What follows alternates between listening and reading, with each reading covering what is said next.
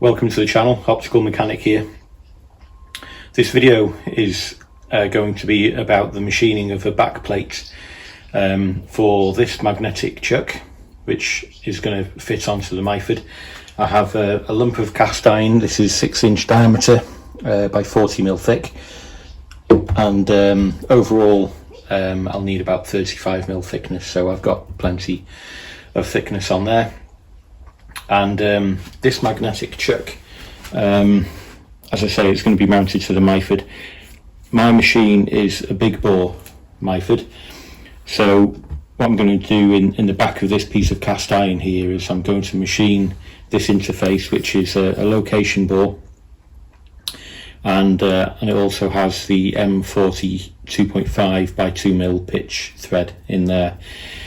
I've previously made a video on the machining of a back plate for a 4-jaw chuck, so I'm not going to repeat a lot of the detail in the video. I'm going to be doing all of the same work. For example, I'll be changing the gears on the machine for metric screw thread cutting. I'm going to be calculating what bore diameter I need to machine this to in order to get the right dimension on the threads, but all of that I've covered on that previous video. So if you're interested in learning about how that's done, if you don't know already, then you can go and see that video. It might help, but this video is going to be a relatively quick one, and I'm just going to show the machining steps, not so much the setup or the calculations. But just a quick word about this chuck.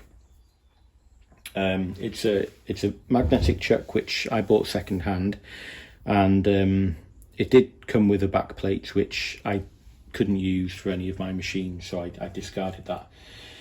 I have used this on my polishing machine before, and so to put that onto that polishing machine, I made this back plate. That's an M20 thread, standard thread, which screws onto the spindle of the polishing machine, but that's just an aluminium backing plate, and that's what was on this, so it won't be on it any longer. I don't know the brand of this chuck. It's German, I'm assuming, because it has German writing on the label there. It has this might be a serial number, but I don't know what those numbers mean. It's 00208-16B1. So what on earth that means, I do not know. But it's quite a sturdy chuck. It's quite powerful, and a follow-on video that I'll be making will be to make a new key for it. The one I have is a bit ropey. I'll show you what that looks like. So the key for this chuck looks like a homemade affair. It looks as though it started off being something like a box spanner of sorts that's just been linished to the right dimension across the flats, but the hole down the middle is quite big, really bigger than it needs to be, so it's not going to see a lot of load, but it's not the most robust, and just for the sake of a project, I'll probably make a newer or a brand new key for the chuck, but that will be a follow-on video. This video will be about machining the back plate. So enough chat, I'm going to get set up now and get cracking. I brought you back at this point. I've got the 4-jaw chuck up on the machine, because that's got the biggest, apart from a face plate, that's got the biggest capacity out of all my chucks, and this chuck will just about hold up to about 155mm diameter before the chuck jaws just start to catch the bed of the machine. And this bar stock is 150mm, 6 inches. It's a bit rough, the edges are a bit rough, so I've dialed it in as best I can. It's about 50 to 100 microns running out. It sounds dreadful because of the finish on the cast iron, but that's okay. It's it doesn't need to be exact, and it's not going to be anyway because of the roughness of the bar there. So so next step is to set the gearbox up, and I'll be doing that in a minute, and then I'll be facing off, turning the OD down to put a little spigot on the back here, and then I'll be boring through to cut the counterbore and the threads.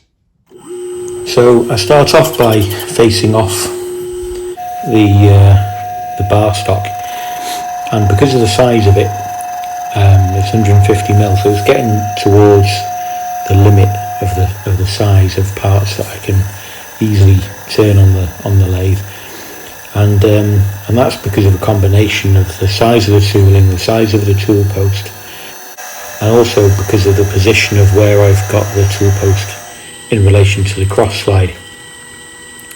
So also another factor is if I'm not careful, I do end up with a foul condition, and I'll insert a picture here just to show what I mean. I do end up with a foul condition between the bracket that holds the encoder and the carriage locking lever, and even before I made the locking lever, there was a foul condition with the bolt that used to be there. So I need to move the DRO, and I've mentioned this before, but I really need to start thinking about that. The other thing is I need to think about potentially making another solid tool post mount for the multi-fix, just to bring that tool post back towards me as the operator a little bit, and that'll give me a bit more capacity. And so for that reason, it's a little bit unconventional what I'm doing here, because I'm using a left-hand DCMT turning tool, and I've got the multi-fix facing me, so I've got the tool post at a slight angle just to get a decent approach angle on the tool. But anyway, those are the reasons why I've got this machining arrangement going on here now. So I've just been machining this spigot feature down onto the material on close to size. I've just faced off.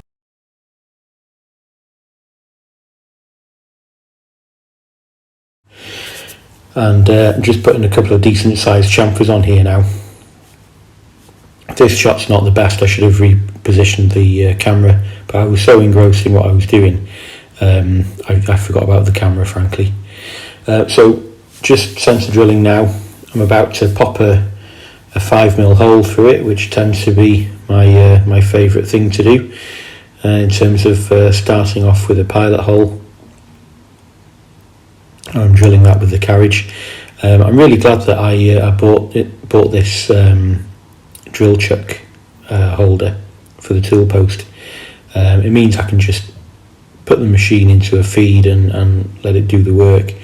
With cast iron, I don't peck drill with cast iron. The chips are so small anyway. Occasionally I'll clear the drill just to make sure that there's no swarf backing up in there, but generally speaking, once you've got a pilot hole through, you can just whip it straight through.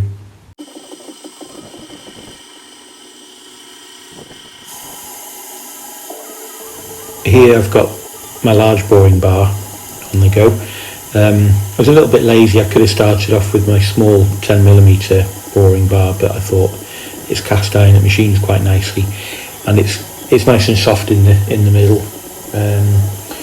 When I was machining this hard skin on the outside at the beginning, you'll have heard a bit of a ruckus as I was just breaking through that hard skin, but in the middle it's nice and soft, so you can take some nice big heavy cuts with a decent sized boring bar. So I'm just finishing that to the right dimension now, and just index the tool post around a little bit, and I put the biggest chamfer I can get there. Right, quick update. I'm freehand with the camera now, so it'll be a little bit wobbly. So this is the stage I've got up to. Turned the spigot down to size. I'll face this off again in a minute. Well, before I take it out of the chuck at least anyway, just to clean up a bit, make it look a bit nicer. I've put the bore through. chamfered this face. I'm going to black the bore up now with some ink, and then I'm going to change the tip in the boring bar for the thread cutting insert. That's a 60-degree metric insert that I'm going to put in there, and then I'm going to come over this side of the machine. I'm going to open up this lock. Whoops, I've just thrown the cabinet key down there by accident. I'm going to change these gears over now for metric screw cutting, so I'll do that, and then we'll get cracking on cutting those threads. Right, I'm bringing you back at this point now. So as you can see, I've turned the threads in here. So I did that with the threaded insert on the boring bar, which I've switched back to the normal turning insert now. And I used that to machine this counterbore. So that's 43 millimeters plus a bit of clearance, so it's about 43.02. And I've polished it up with a bit of Scotch-Brite, so it's a nice surface finish in there. I've put a break edge on here with the boring bar, but I rotated the tool post to do that. And off camera, I have actually tried it on the spindle. So I unscrewed the 4-jaw chuck and the part in it, and I reversed it, and I tried this onto the spindle of the lathe. So it does fit quite nicely, but I didn't film that because well, it's a bit of a lump to be lugging around really. But what I'll do is I know it fits, so I'm going to take this out of the chuck now, and then I'll take the 4-jaw off, and then I'll demonstrate this screwing back on there, so I don't risk trapping my fingers unnecessarily. So I'll do that in a second. Okay, so here it is. That's the part so far. So the boss, the face is faced off. The counterbore, the thread is done. So it's not so pretty on this side. So this side needs facing off. The outside diameter wants truing up, and it's going to want to have a nice big chamfer on there just to clean up this edge of where the threads are. And then I'll machine a spigot onto here, which will fit into the back of the magnetic chuck. So I'll just fit this onto here now, and then it can stay on here until I've finished all of the remaining turning work. So as you can see, it's a nice fit on the threads. It's got a bit of play in the threads, which is good. So it doesn't need to be a tight fit on the threads at all. That's a nice fit on that spigot. I can't really feel much clearance at all really. You can hear that, hopefully, but that isn't much. You can tell it's not much.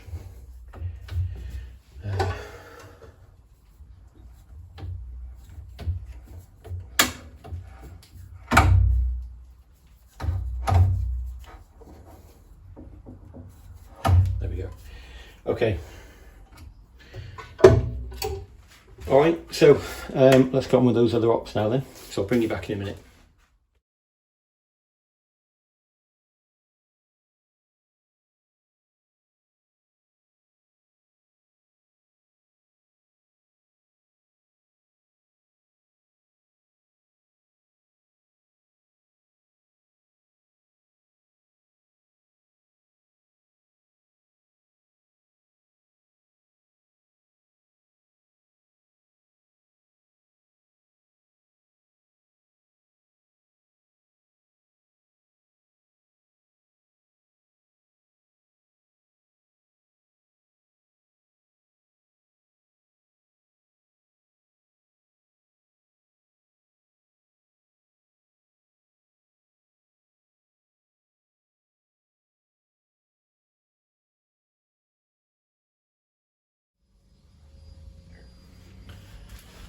Right, I've faced the plate off, and I've machined this spigot onto here, which is going to locate the magnetic chuck. So I'll just try that on for size now. I have tried it already. I'll just show you what kind of fit that is. Make sure it's clean.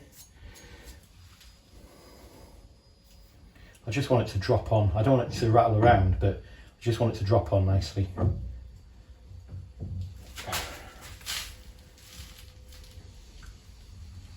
I can't feel any radial play in there, so I reckon that's pretty good. So now I'm going to measure the PCD of these 4 holes, and then I'm going to scribe a little line on here with the turning tool, and then that'll tell me where the holes need to go. I just need to mark out 4 quadrants and then sink the holes through, and then we can bolt it up.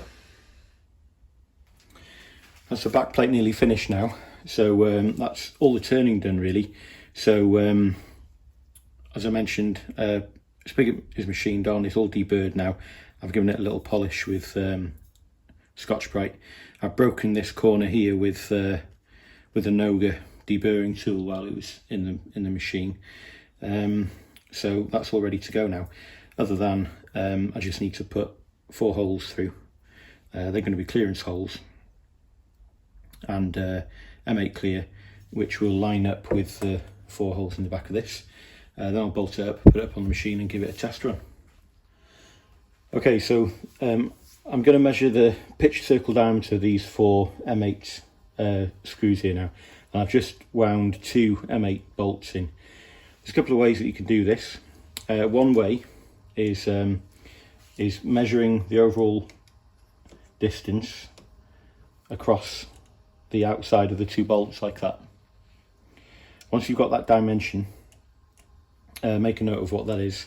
So in this case it's 113.67, and one option is to then measure the diameter of the bolt. So I know it's an M8, so it's going to be around about 8mm, so this is measuring 7.9. so what I would then do is subtract that number from the overall number. The other way of doing it is, which is probably less reliable in this case, but if these were plain diameters, you could measure with the inside anvils of the caliper, but in this case the blades sink into the threads, so that's not a good idea in this case. So what I'm going to do is measure the overall width, because I'm using the wide bit of the blades on the caliper, and they just sit on the tops of the threads. I've just pressed the button there by accident.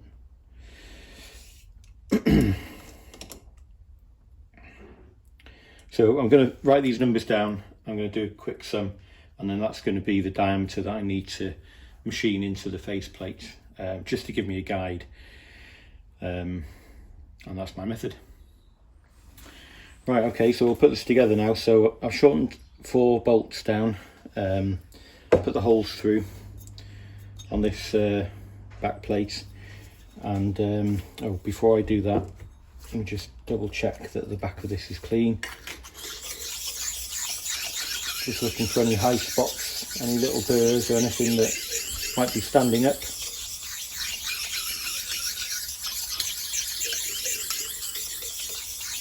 That all feels okay. I can't feel any, I'm feeling for any kind of grittiness in between the stone and the back plate, and that all feels pretty good. Right, okay, so give that a wipe over. It's amazing what you can feel by hand. All feels okay.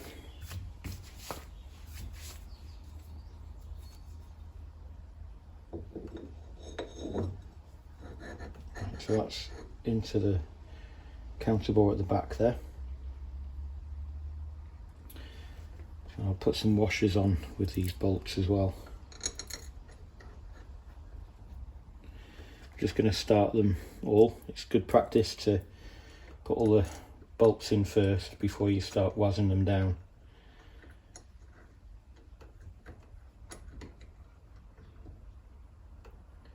There's a bit of a burr on the thread on this one, so I'll come back to that one in a sec. I haven't checked these bolts yet. I should have run a nut down them just to make sure that the threads were still formed okay.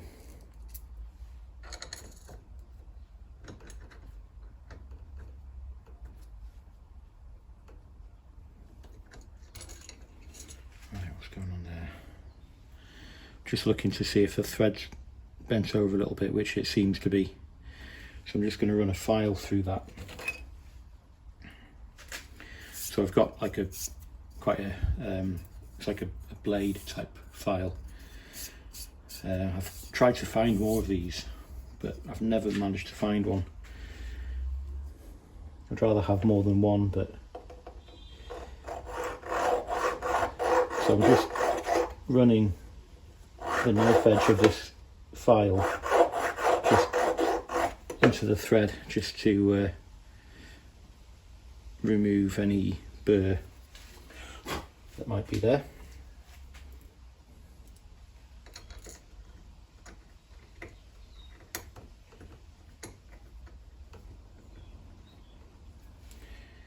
Right, okay.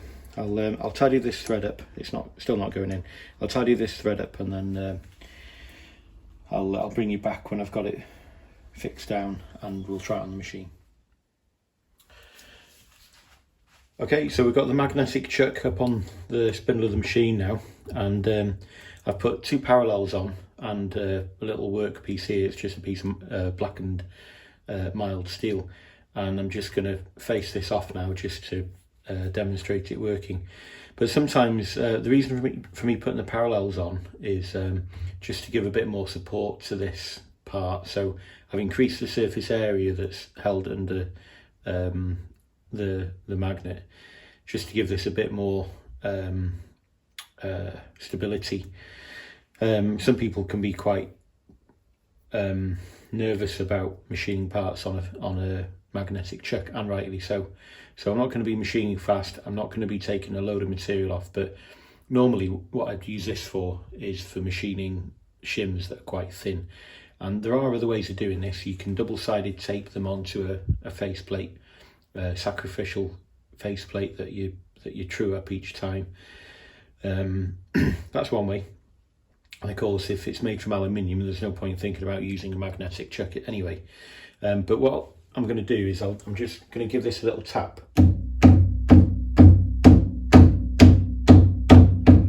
And what that does is it just makes sure that these parallels have got a good grip either side of this piece of material.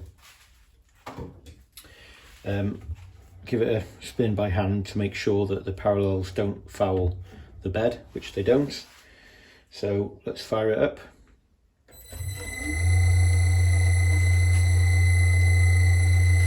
Trying to reach around the tripod here now. Right, so let's come into, I'm going to take let's say a 50 micron depth of cut, and we'll face off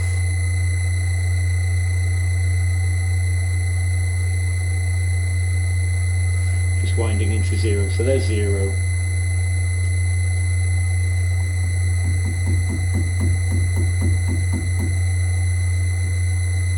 Okay, put the saddle lock on, and we'll engage the feed. Okay, so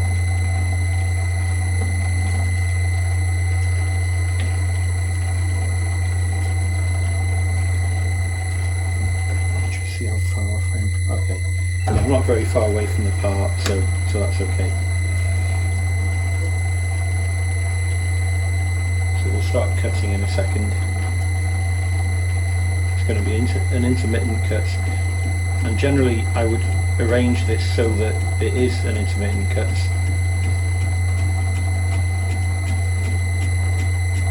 Just ready to turn the feed off if things go a bit peaked on, because they might do, because I haven't, so this is the first time trying this. So I have to be ready to turn the feed off and hit the E-stop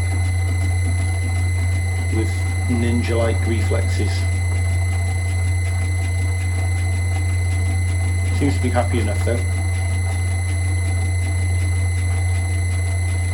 I'm not going to turn the speed up or anything yet. I'm just trying to be quite conservative with this, and low risk. At some point soon it's going to get to a full cut, and then the cutting force is going to be continuous, and if it will move at any time, that's the time it will move, if it's going to move.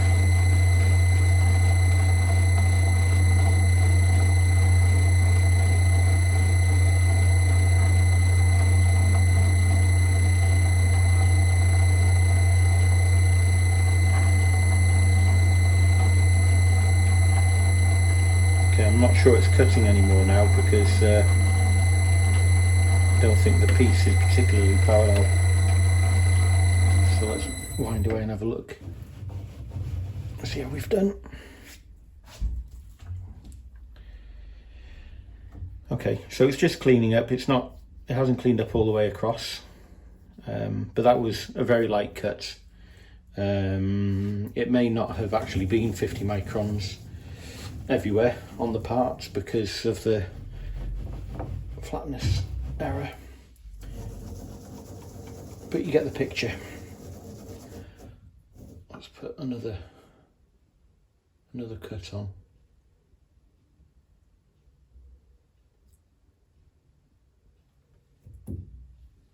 Let's try that.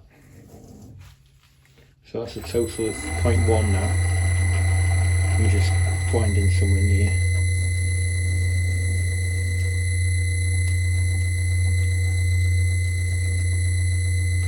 Okay.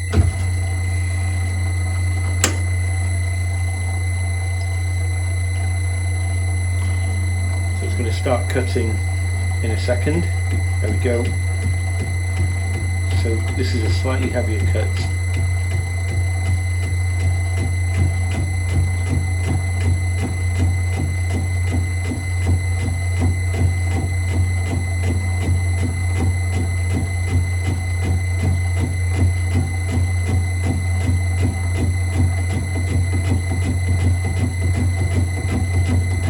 Cutting both sides now.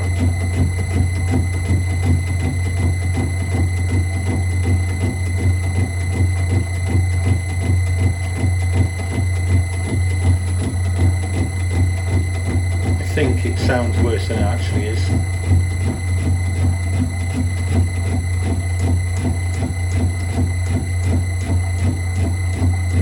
Right, I'm going to stop it there because it is moving. There we go. Yeah, so it has moved, but obviously it's moved in the direction where there was no lateral constraint. So I think I was taking too heavy a cut there. So it's not a complete failure because all it needed was a bit more lateral support, and that's okay. It hasn't moved. It's moved in that direction where it's just free to move due to there's no positive restraints in that plane, but in this plane it's not moved at all, so that I'm quite happy with it really. Even though it may look like it hasn't worked out, I know that it has. So going forwards,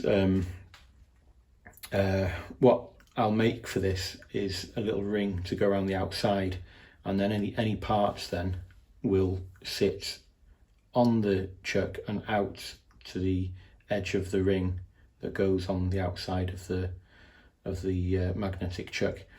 So that's my plan going forwards with this. So in a follow-up video, I'll probably demonstrate that